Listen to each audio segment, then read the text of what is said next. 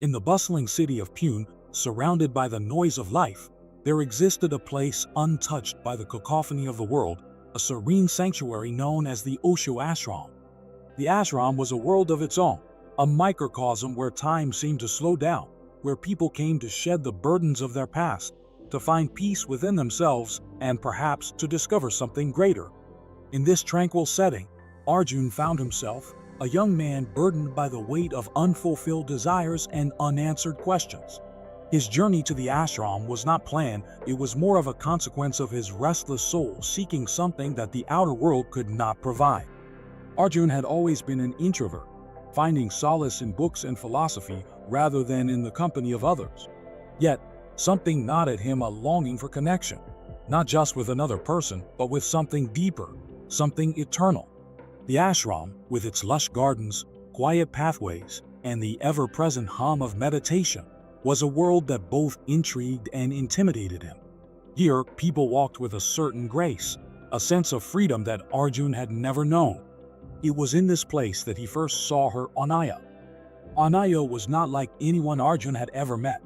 She was a regular at the ashram, her presence almost as much a part of the place as the ancient trees that lined its paths. With long flowing hair and eyes that seemed to hold the mysteries of the universe, Anaya moved through the ashram with a quiet confidence. She was often seen sitting by the large banyan tree, her eyes closed, lost in meditation. There was something about her that drew people in, yet she remained aloof, like a distant star, visible, beautiful, but unreachable. Arjun was no exception. From the moment he saw her, he was captivated. But he knew that to approach her in the usual ways would be futile. The ashram was not a place for flirtation or casual conversations, it was a place for introspection, for going beyond the superficial. One afternoon, after a particularly intense meditation session, Arjun found himself sitting on a bench near the ashram's garden. The stillness of the place was overwhelming, and yet in that silence, his mind raced. How could he attract the attention of someone like Anaya? Was it even possible? In the days that followed, Arjun observed her from a distance, not in a way that was intrusive, but with the curiosity of a student eager to learn. He noticed that Anaya was drawn to the quiet corners of the ashram, the places where nature seemed to speak louder than words. She would often sit by the pond, watching the koi fish swim lazily in the water, or take long walks along the flower-lined paths, her footsteps almost soundless. One evening, as the sun began to set, casting a golden way over the ashram, Arjun decided to take a chance. He saw Anaya sitting by the pond, her gaze fixed on the water, and felt a sudden surge of courage.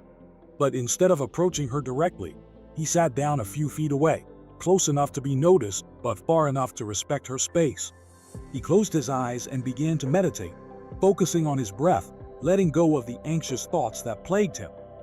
For a while, nothing happened. The world around him seemed to fade away, and all that remained was the rhythm of his breath, the stillness of the evening, and the faint sound of the winds rustling through the trees. And then, something shifted. Arjun felt a presence beside him.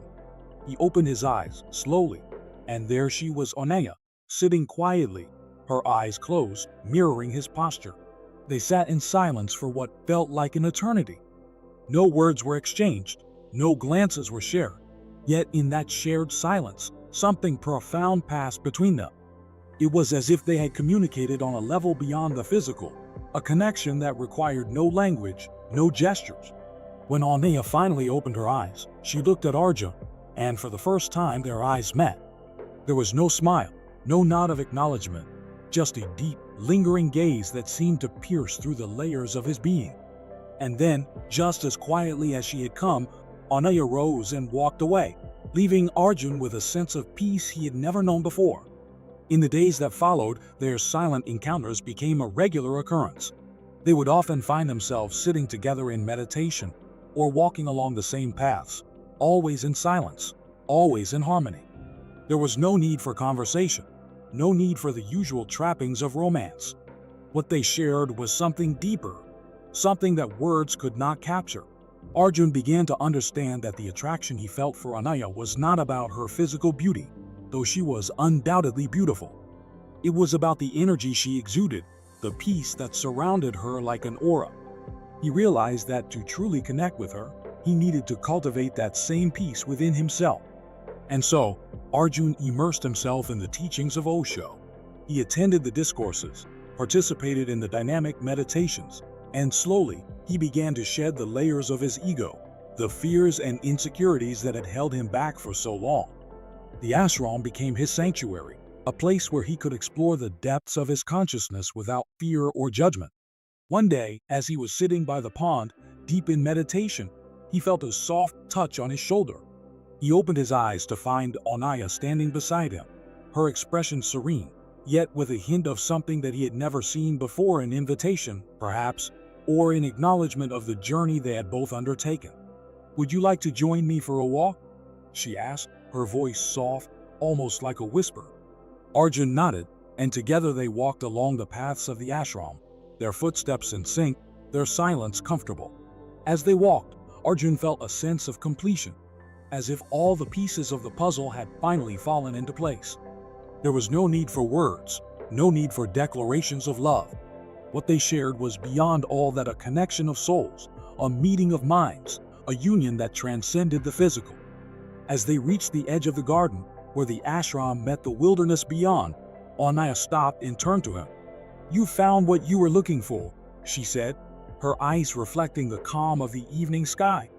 Arjun smiled, understanding now that the journey was never about attracting someone else, but about finding himself.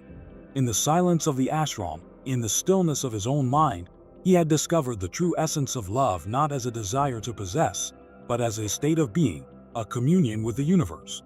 And in that moment, as the sun dipped below the horizon, casting a warm glow over the world, Arjun felt a profound sense of peace. He had come to the ashram seeking something outside of himself, but he was leaving with something far greater, an understanding that love was not something to be sought, but something to be lived in every breath, in every moment. Together, they stood at the threshold of the ashram, looking out at the world beyond. There was no need to say anything, no need to make promises or plans. What they had found in each other was timeless, beyond the grasp of the ordinary world. As they walked back to the ashram, hand in hand, Arjun realized that the journey of love was not about finding someone to complete him, but about becoming whole within himself. And in that wholeness, he had found Anaya not as an object of desire, but as a reflection of the peace and love that he had discovered within. In the end, it was not about attracting someone else, but about becoming the kind of person who naturally attracts the right energy, the right people into his life. And in the quiet corners of the ashram, amidst the silence and the stillness, Arjun had found that truth, and in doing so, he had found Anaya. Their connection was not bound by words, nor by time. It was a bond that transcended the physical, a union of souls that had found their way to each other in the most unexpected of places, a garden of silence, where the only sound that mattered was the beating of their hearts in perfect harmony.